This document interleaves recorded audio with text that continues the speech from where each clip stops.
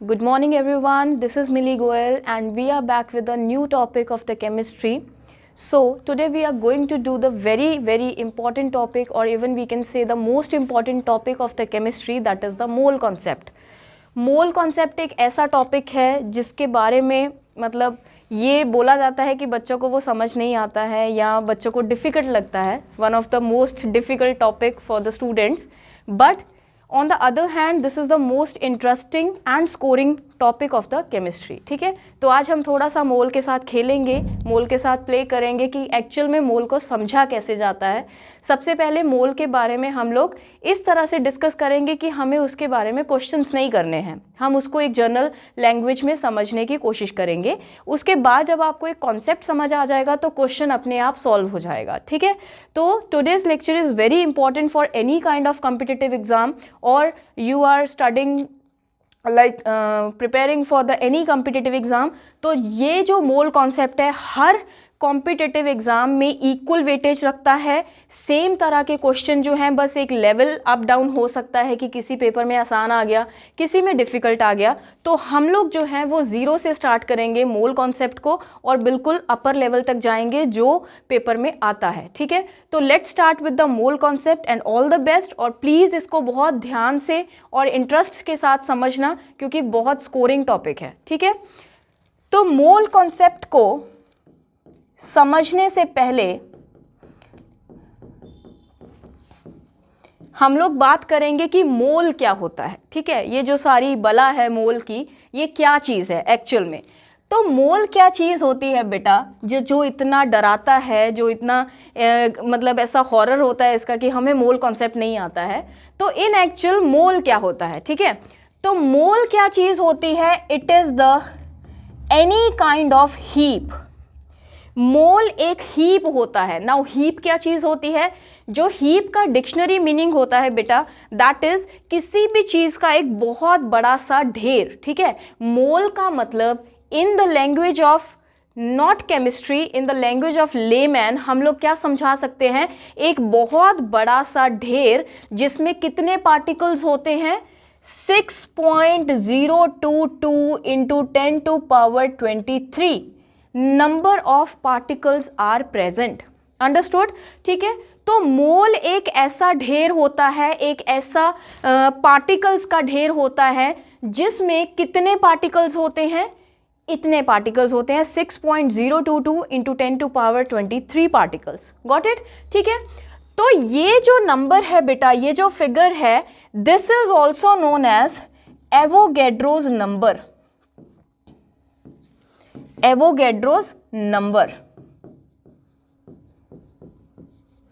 ठीक है, तो एवोगैड्रोज नंबर के नाम से इसको जाना जाता है and it is denoted as Na और N के पैर में capital A. So this is the symbol for the Avogadro's number. This is the value of the Avogadro's number. So ये जो मोल कॉन्सेप्ट है वो पूरे का पूरा इसके इस फिगर के ऊपर बेस्ड है. ठीक है, mole concept is nothing but a heap of this much particles. अगर आपको कोई बोले कि मेरे पास इतनी टॉफीज हैं, Na नंबर ऑफ टॉफीज हैं, दैट मीन्स ही और she has 1 mole of toffees. ठीक है, तो उसके पास 1 मोल ऑफ टॉफीज है. अंडरस्टूड. तो इसी से हम लोग अपना मोल कॉन्सेप्ट जो है बेटा वो स्टार्ट करेंगे. तो अभी हमने क्या समझा कि मोल का एक्चुअल मतलब क्या होता है. ये कुछ नहीं होता, it is nothing but a heap of huge amount of particle and that huge amount of particle is equal to 6.022 into 10⁻23 particles. Now, in the language of chemistry, these particles can be atoms, molecules, ions, electrons, protons, neutrons etcetera. ये कुछ भी हो सकते हैं. जितने भी particles आप लोगों को केमिस्ट्री में पढ़ाए जाते हैं, जितने भी आपको पता है, अगर आपको उनका एक मोल पूछा जाए तो उसमें उतने नंबर ऑफ यही पार्टिकल्स होंगे. अंडरस्टूड. ठीक है, तो मोल को समझने के लिए बेटा हमने जनरल इंट्रोडक्शन के बारे में पढ़ा. अभी हम लोग मोल कॉन्सेप्ट को 3 डेफिनेशंस में डिस्ट्रीब्यूट करेंगे to get it much understandable, ठीक है। तो इसको और ज़्यादा समझने के लिए हम इसको थोड़ा सा डिस्ट्रीब्यूशन देते हैं, थोड़ा सा डिस्ट्रीब्यूट करते हैं into the 3 definitions which are also known as the 3 definitions of the mole, ठीक है। तो इसको करते हैं हम लोग।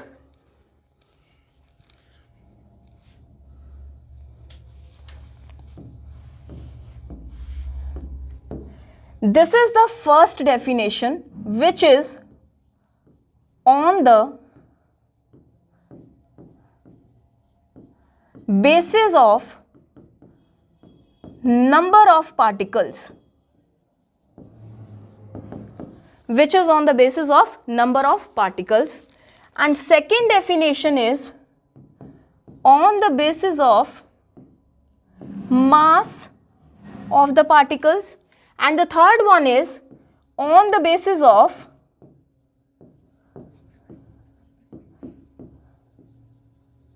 volume of the particles.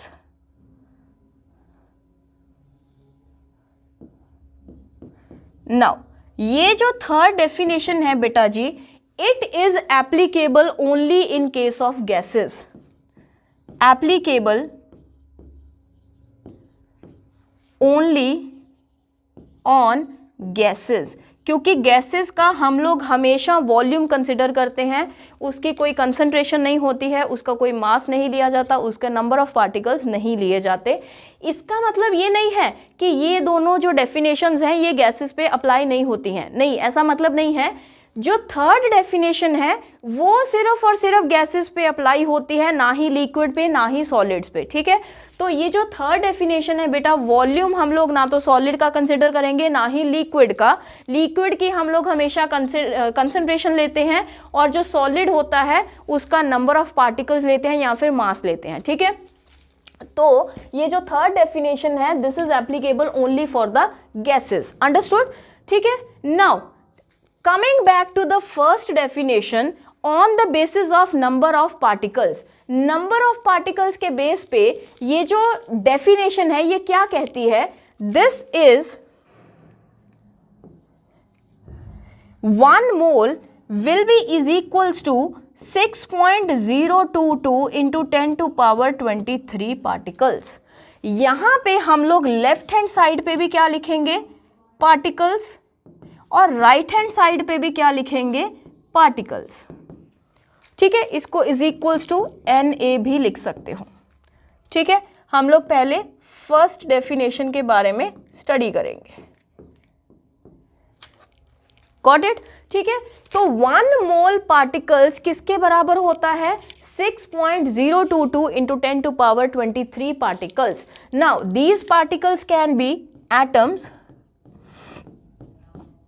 molecules, ions, electrons, protons, neutrons, etc. ठीक है, कुछ भी हो सकता है। नाउ अभी हम लोग, ये हमारे पास एक डेफिनेशन आ गया बेटा। नाउ सेकेंड पॉइंट क्या है उसको ध्यान से समझना है कि अगर हमारे पास जो चीज लेफ्ट हैंड साइड पे दी गई है, मान लीजिए 1 मोल एटम्स की बात कर रहे हैं, तो इसमें Na नंबर ऑफ एटम्स ही होंगे।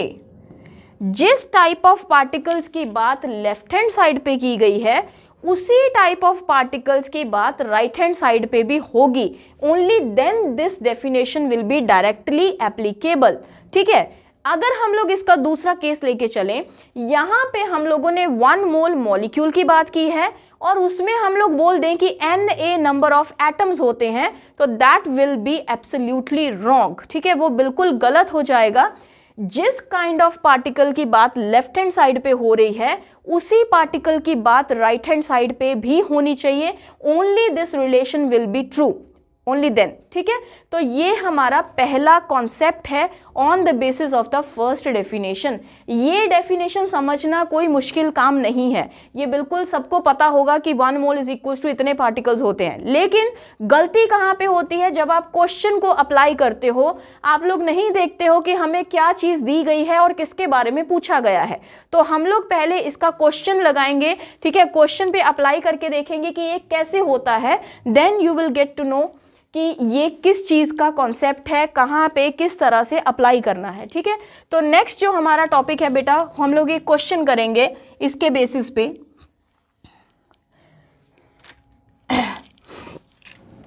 जो हमारा क्वेश्चन है that is calculate the number of sodium atoms present in 3.7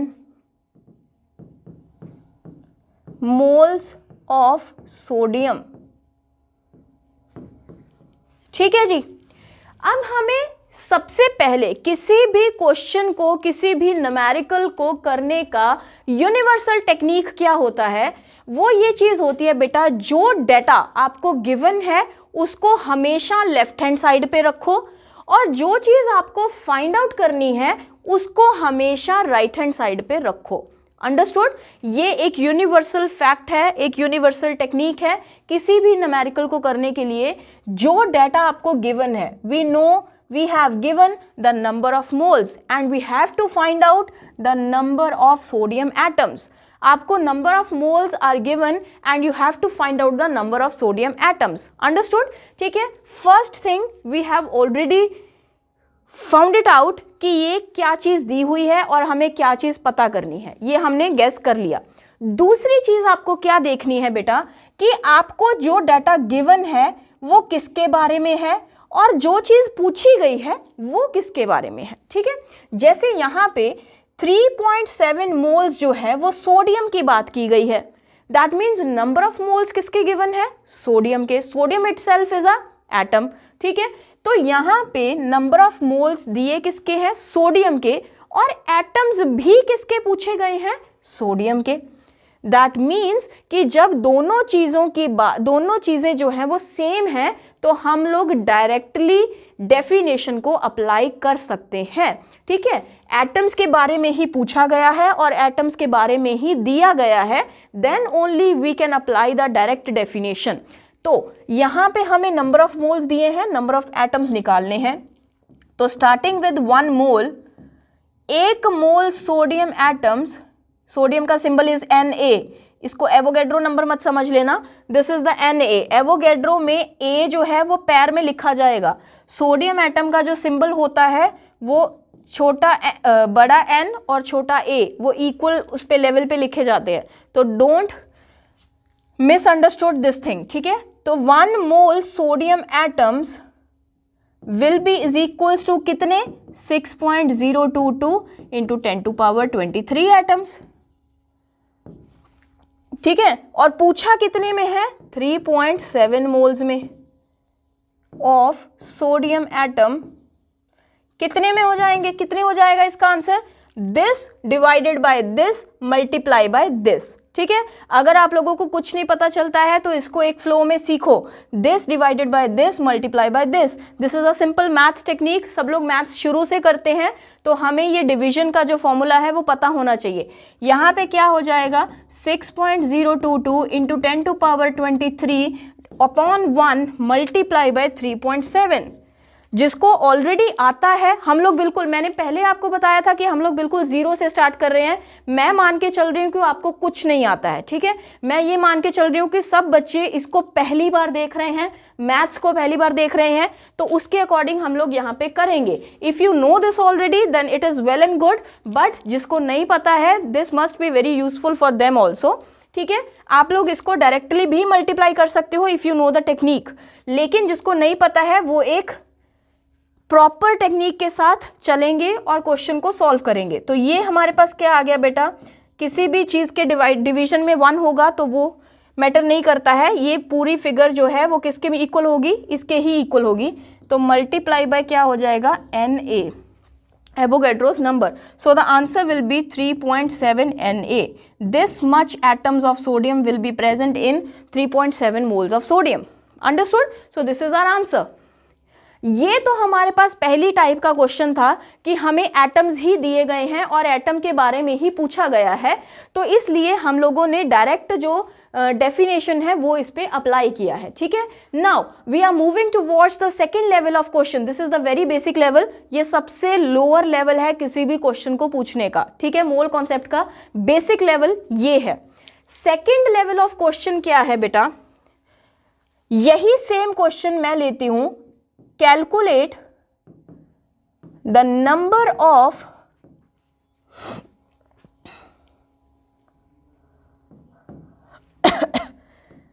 atoms of carbon dioxide present in 2.4 moles of CO2, ठीक है जी। This is the second level of the question. अब हमारे पास क्या है बेटा, again we will start from the basic. हम लोग पहले देखेंगे कि हमको दिया क्या है और पूछा क्या है, ठीक है। हमें दिया क्या गया है, नंबर ऑफ मोल्स, और पूछा क्या है, number of atoms. Very well done, ठीक है, हमें ये समझ भी आ गया। तो इसमें कोई दिक्कत भी नहीं हुई कि जो चीज़ दी हुई है, जो चीज़ पूछी गई है। सेकेंड स्टेप क्या है कि जो चीज़ दी गई है उसको लेफ्ट हैंड साइड पे रखेंगे, जो चीज़ पूछी गई है उसको राइट हैंड साइड पे रखेंगे। अंडरस्टूड, ठीक है। Again second step is clear now third step क्या है बेटा, आपको ये देखना है कि नेचर ऑफ पार्टिकल दिया कौन सा है और पूछा क्या है, ठीक है। तो ये जो थर्ड स्टेप है, this is the very crucial step, इसके ऊपर ही पूरा न्यूमेरिकल बेस्ड है, ठीक है। अब आपको दिया गया है बेटा 2.4 मोल्स ऑफ कार्बन डाइऑक्साइड, इसके आपको एटम्स निकालने हैं।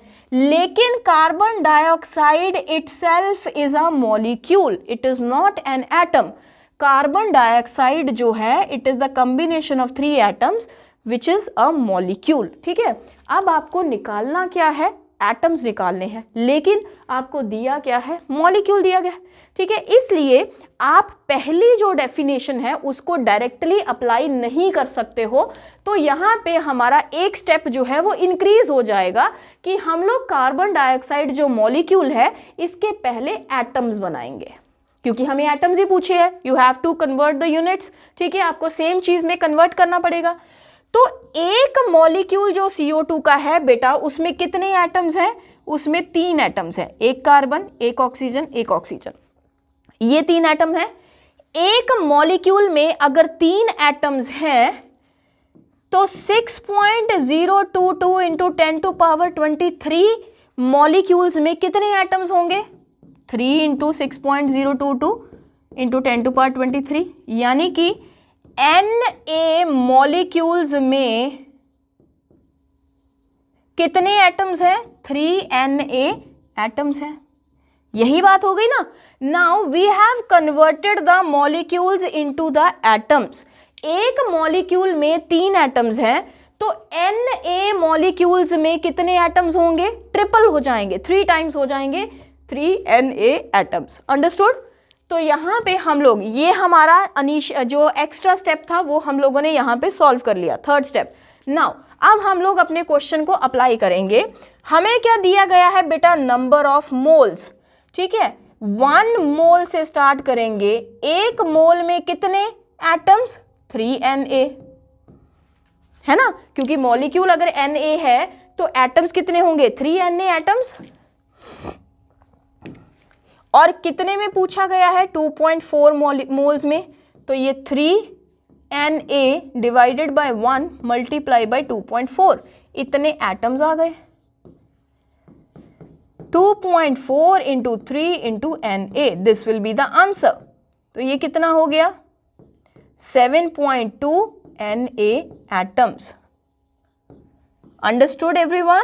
अगर आपको इसमें मॉलिक्यूल पूछा जाता तो मॉलिक्यूल आपके पास 2.4 Na ही होते बेटा जी, लेकिन आपको क्या पूछा गया है, नंबर ऑफ एटम्स पूछे गए हैं, जो कि मॉलिक्यूल्स के ट्रिपल टाइम्स है, ठीक है, 3 टाइम्स है।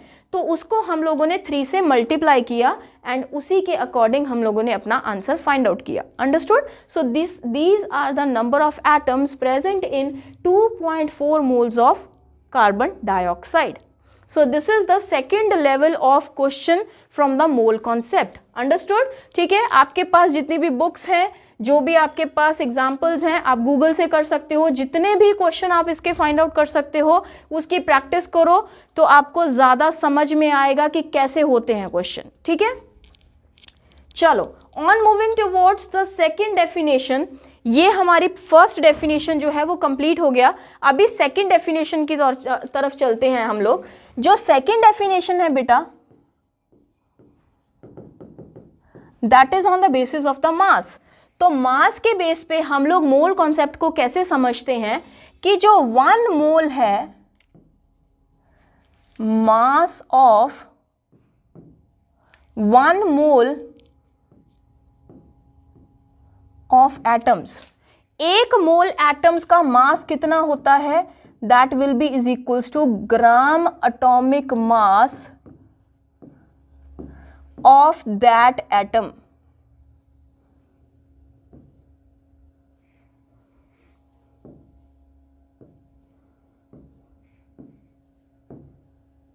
ऑफ दैट एटम, ठीक है जी।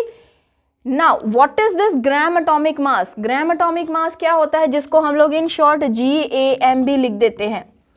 1 मोल एटम्स का मास हमेशा किसके इक्वल होता है, ग्राम एटॉमिक मास के इक्वल होता है। Now what is the meaning of gram atomic मास? हम लोगों को एटॉमिक मास के बारे में पढ़ाया जाता है, लेकिन ये ग्राम एटॉमिक मास क्या चीज होती है? ग्राम एटॉमिक मास इज, जब हम लोग एटॉमिक मास को ग्राम में रिप्रेजेंट करते हैं, उसके यूनिट को एटॉमिक मास यूनिट AMU या फिर अकेले U में ना रिप्रेजेंट करके ग्राम में रिप्रेजेंट किया जाए, तो that will be the gram atomic mass of that atom. For example, अगर हम लोग मैग्नीशियम की बात करें, मैग्नीशियम जिसका सिंबल क्या होता है Mg, इसकी बात करें तो मैग्नीशियम का जो एटॉमिक मास है बेटा, दैट इज 24U और we can say 24 AMU। AMU पहले बोला जाता था, अभी सिर्फ U लिखा जाता है, दैट इज यूनिट। ठीक है, तो 24U ना लिख के अगर हम लोग 24 ग्राम्स लिख दें तो that will be the gram atomic mass of magnesium, understood. वो मैग्नीशियम का ग्राम एटॉमिक मास होगा। एंड फर्दर मोर, ये मैग्नीशियम के 1 मोल का मास होगा। 1 mole magnesium atoms will be equals to 24 grams, understood. This is the second definition of the mole concept. Now आगे देखते हैं, अगर ये तो हमारे पास एटम का हो गया, मास of 1 mole molecule is equals to gram molecular mass। तो ग्राम मॉलिक्यूलर मास भी क्या हो गया, मॉलिक्यूलर मास को ग्राम्स में रिप्रेजेंट किया जाए तो that will be the gram molecular mass. Take an example, H2SO4 that is the sulfuric acid which is also known as the king of the acids। आपको PS टेट में ये question भी पूछा जा सकता है, which of the following acid is known as king of acids। तो king of acids कौन होता है? ये होता है sulphuric acid H2SO4। By name भी पूछा जा सकता है, बाय फॉर्मूला भी पूछ सकते हैं। ठीक है, now let's calculate its molecular mass. Hydrogen का कितना होता है? 1। 1 का 1 होता है तो मल्टीप्लाई बाय 2 कर देंगे क्योंकि we have 2 atoms of hydrogen, understood. Plus sulphur का कितना होता है? Atomic number is 16 and atomic mass is 32, understood. Oxygen का कितना होता है? 1 एटम का होता है बेटा 16 मल्टीप्लाई बाय कितना हो जाएगा? 4। Let's calculate it. 2 plus 32 and 16 4s are 64, तो it will be equals to 98। अब अगर हम लोग 98 ग्राम्स लिख देंगे, that will be the gram molecular mass of the sulphuric acid. Got it? ठीक है, तो ये सल्फ्यूरिक एसिड का ग्राम मॉलिक्यूलर मास होगा। On the other hand, it is also the mass of 1 mole of sulphuric acid. According to the definition, 1 mole का mass जो है वो किसके बराबर होगा? ग्राम मॉलिक्यूलर मास के। तो अगर ये इसका ग्राम मॉलिक्यूलर मास है, दैट मीन्स कि it is also the mass of 1 mole of sulphuric acid, understood. ठीक है, तो यही हमारी सेकेंड डेफिनेशन है कि जितना भी उसका ग्राम एटॉमिक मास होगा या ग्राम मॉलिक्यूलर मास होगा, that will be the mass of 1 mole of atom and molecule respectively, understood. तो इसको हम लोग एक क्वेश्चन पे अप्लाई करके देखते हैं फॉर द बेटर अंडरस्टैंडिंग। इसको क्वेश्चन के फॉर्म में करते हैं। पहला क्वेश्चन है calculate the mass of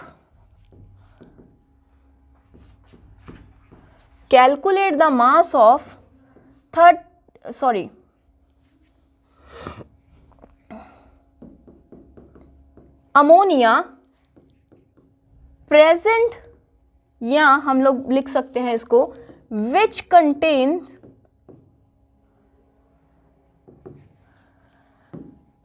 3.2 moles of ammonia. Now ammonia is itself a molecule. ammonia molecule है because it is the group of atoms. इसमें 4 तरह के atoms present हैं, ठीक है, 3 हाइड्रोजन के हैं, 1 नाइट्रोजन का है, so it is a molecule. ये molecule हो गया, that means इसका क्या होगा, ग्राम मोलिकुलर मास होगा which we need to calculate, ठीक है। तो इसके 1 मोल का मास कितना होगा, 1 mole ammonia will be is equals to gram molecular mass of ammonia according to the definition. Again वही सेम टेक्निक यूज करेंगे कि जो चीज हमें दी गई है that will be written on the left hand side और जो चीज हमें फाइंड आउट करनी है that will be written on the right hand side. Understood? तो हमें क्या दिया गया है, we have given the number of moles and we have to calculate the mass of ammonia. तो हम लोग अमोनिया का मास कैलकुलेट करेंगे। तो सबसे पहले स्टार्टिंग विद द 1 मोल। अच्छा, एक क्वेश्चन ये भी अराइज हो सकता है कि मैं हमेशा 1 मोल से ही क्यों स्टार्ट कर देती हूँ, हम लोग किसी और टेक्निक से क्यों नहीं करते हैं, या आपको कैसे पता चलेगा कि 1 मोल से स्टार्ट करना है, ठीक है। तो 1 मोल से स्टार्ट करने का पर्पस ये होता है बेटा कि we know each and everything about the 1 mole. हमें 1 मोल में पार्टिकल्स भी पता है, 1 मोल का मास भी पता है और 1 मोल का वॉल्यूम भी पता है इन द थर्ड डेफिनेशन, ठीक है। तो इसलिए जब भी हम किसी न्यूमेरिकल को सॉल्व करते हैं, अगर उसमें 4 चीजें इन्वॉल्व हो रही हैं तो we must know the 3 things among them, ठीक है। उसमें से हमें 3 चीजें पता होनी चाहिए, तभी हम लोग चौथी चीज को पता कर सकते हैं, अदरवाइज हम लोग नहीं कर सकते हैं। तो 1 मोल से स्टार्ट करने का पर्पस ये है कि 1 मोल में हमें मास का पता है या नंबर ऑफ पार्टिकल्स का पता है या फिर वॉल्यूम का पता है, तो हमें जितने मोल्स में निकालना होता है उतने में पता कर सकते हैं। अंडरस्टूड? तो स्टार्टिंग विद द 1 मोल बेटा, अमोनिया का ग्राम मॉलिक्यूलर मास निकालो पहले, ठीक है। इस चीज के लिए आप लोगों को first 20 to 30 elements, at least 30 elements को याद रखिएगा। हम लोग भी करेंगे in the some other videos कि एटॉमिक मासेस जो है वो फर्स्ट 20 एलिमेंट्स के आपको ओरली याद होने चाहिए, रैंडमली याद होने चाहिए, ठीक है। तो इसके लिए हम लोग इसको क्वेश्चन को सॉल्व करेंगे। अंडरस्टूड? ठीक है बेटा। तो ये क्वेश्चन जो है इसको करके देखते हैं। अमोनिया का जो मास है दैट इज NH3, ये हो गया 14 ग्राम प्लस हाइड्रोजन का 1 into 3 हो जाएगा, 3 एटम्स है तो दैट विल बी 17 ग्राम्स, ठीक है। तो 1 मोल का मास कितना हो गया, 17 ग्राम्स।